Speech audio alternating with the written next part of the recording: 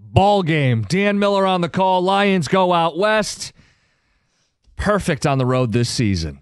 Stoney, the big question, though, can they win the Super Bowl with this defense? They can. I'm not going to make a prediction whether they will or not, but they can because they can outscore everybody. And turnovers are going to be the key. The turnovers were the key yesterday. And looking ahead to this coming Sunday, turnovers are going to be a key in this game because as bad as the Lions' defense is, now Minnesota's defense isn't outstanding, but they do make a lot of turnovers. Brian Flores' defenses do create turnovers. They do. The defense, it's just, I don't know what you could do. Eventually, we knew because of all the injuries, when you played a team with a really, and yesterday, you're not playing a team that was really great. Obviously, their offensive line was complete, and they were pulling guys off the street. Yeah, practice squad guys marched up and down the field. Yes. It's deeply concerning. Yes, and I'll tell you what one of my biggest concerns is, the guy's got a great personality. Never great when you start that way. Yeah, I know. It's like sounding like a girl. Great personality, but he started off okay. Where's Darius Smith been? Need more? Yeah. Maybe when McNeil went out, that changed. I have no idea. I mean, Reeder didn't do much yesterday either. I was going to say, he's the other guy. These are vets. Yes. And these are guys who, listen, when they had Aleem McNeil on that defensive line, responsibility was spread out. Yes. Now the veterans have to lead. They have to produce. And I know Reeder's not a big sack guy. No. Interior pressure is a huge part of this game. Yes. And Za'Darius has got to produce on the edge in a big spot in a big playoff game, or this week in a Week 18 matchup with the Vikings. Stoney, the formula's there. Yesterday is the formula for the Lions to win the Super Bowl. That's why I said they can. Yeah, and it's like, hey guys, if it's not new, this defense is an issue. It's a problem. It could be the Achilles heel. But the way they're going to have to win is the way they did yesterday. The offense is going to have to be aggressive. They're going to have to go for it on fourth downs. You're going to have to get used to it if it bothers you. It's their path to victory. In the red zone, they can't settle for a field goal. Sorry, I know they didn't get the first one. Good thing they got the second one. And Stoney, turnovers are the answer. It's the riddle, right? The other team doesn't punt at all. Right. But you're up 2 scores in the fourth. How did you get there? Solve for X. Turnovers. Right. I mean, it's the only reason they were up 2 scores in the fourth quarter. And one of those turnovers was just a gift. I mean, the other one, his other one, he made a great play, a great read. And the fact that he's got 9 interceptions tells you something. Speaking of that, we've been just throwing out like historic stats. Did you see the significance of his 9 interceptions? He was the last Lion to get 9 interceptions since, I think, the Hall of Famer Jack Christensen, I believe. 9th interception, the most in a season by a Lions defender since Jimmy Spider-Man Allen in 1981. Oh. Another one bites the dust. Yeah. Oh, wow. Yeah. Just for you. I made sure to bookmark that one just for you this morning. Yeah.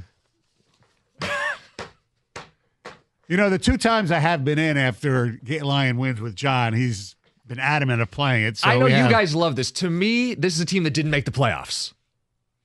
This song is from a team that didn't make the playoffs. I know. We need a modern version. And I know this is a special place in your heart. Spider-Man Allen. I know. Lion at the roar. Eminem needs to remaster it. Yeah. End of story. Get one of the best in the business. Or a Lions player. Do their own versions of like Super Bowl shuffles or stuff like that. Who would lead? Who's got some chops? Lead? Yeah, I mean, let us know. Does anybody have like a singing background on this team? Didn't McNeil do some music? Oh, yeah, he did some DJing and rapping. Yes, absolutely. Yeah, maybe Aleem McNeil, although he's not playing right now. But he's got downtime. He could produce something. Right. Well, this team doesn't need crap like that, Jim. They're all about grit. Well, we saw, look, obviously you don't want him dancing right now, but we saw, in Hard Knocks, Aiden Hutchinson can sing. Did you see him working out in the pool? Yeah. Oh, hey, Stoney. Maybe they don't need to have a perfect offense because Aiden will be there in the Super Bowl. So you guys ask, can this defense get it done? Yeah, that's the question. Can they win with this defense? Yeah. Because they have to outscore people. A lot of people have compared this team to the greatest show on turf, in terms of just what they've accomplished offensively. I think they've almost exceeded that at some point now. But the greatest show on turf, when they won the Super Bowl, they had to play the Buccaneers in the NFC Championship game at home. They won the game 11-6.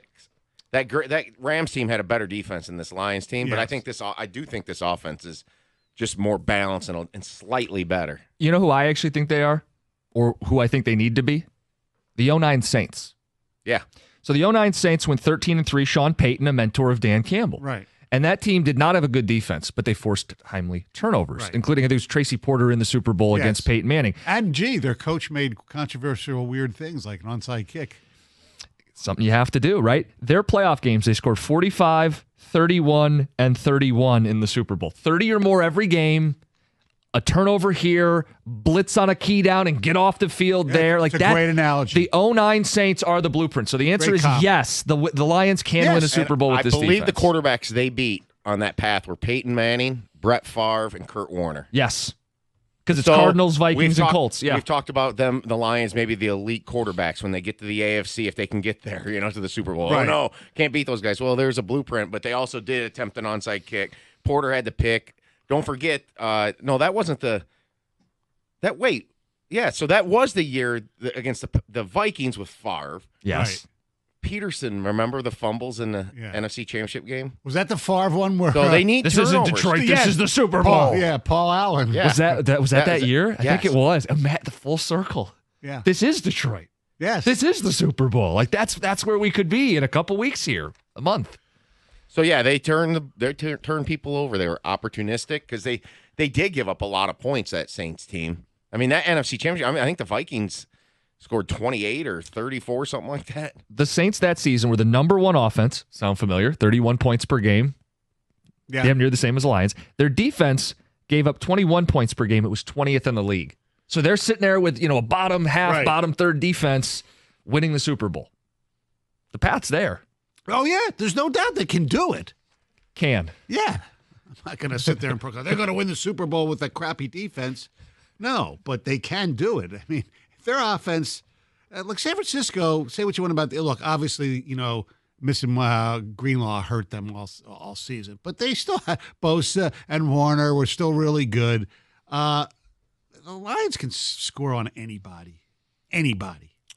Isn't it crazy? They're, I think it was a second touchdown. It's 3rd and 12, and they throw to St. Brown. He's not going to get the first. Pitches it to J-Mo, turns a corner, and he's gone. And they're doing stuff like that. They're cutting edge. Because for years, I know that the Chiefs do a little bit of that too. For years, people have said if someone could figure out how to time it up, almost make it like a rugby play, a scripted rugby play, you're going to burn some defenses. And the Lions have said, okay, yeah, we'll do it. Yeah. And they've done it repeatedly. This is not like a one-off for this team. It'd be an anomaly almost that they don't have a game without a trick play. Have they had a game without a trick play this season? Probably, yes. They probably have, but Yes. it's hard to think of that. Right. And they've had so much fun. This team is so much fun to watch. And part of it is excruciating because of the defense. Like last night, and we'll talk about it with TJ when he gets here at 7:00. They couldn't tackle. I mean, guys who are really short tacklers were missing tackles. Even like Branch. And by the way, his penalties, he's got to cool his jets to a certain extent. You're talking late in the game. Yeah. He's pushing someone after the play. Yes, and at times now Purdy, like Darnold to a greater extent, because I've seen the way Darnold seems to be able to somehow snake his way out of getting sacked. I don't know how. It's crazy. But the Lions, when they did get through a little bit, it's like they would run right by the quarterback. By Purdy. There were times when, if he was there, but they didn't do anything. And at the end, they got a few. I think Muhammad got one, I believe, or Muhammad Adams. got one and Adams got one, I think. Yeah. Well, Adams definitely got one. I'm not Yes. sure on Muhammad. I actually want to give Kyle Shanahan a little bit of credit because to start that game, he coached like he had practice squad offensive linemen. They had misdirection. Oh, yeah. They were using receivers in the end around, a little this, and then cut back against the grain, trying to get the Lions' defensive aggressiveness working against them. And Detroit really didn't blitz all that much early in the game. No. And I'm wondering when they're going to dial it up. But I think some of that was the chess match. San Francisco was keeping them on their heels. Play action was killing the Lions. Oh, awful. I mean, even guys like Jack Campbell, would bite, and then they had Kittle had like a cow pasture of green in front of him. And I kept wondering, can they get a strategic blitz here? Can they get a key takeaway? And it didn't happen until the second half.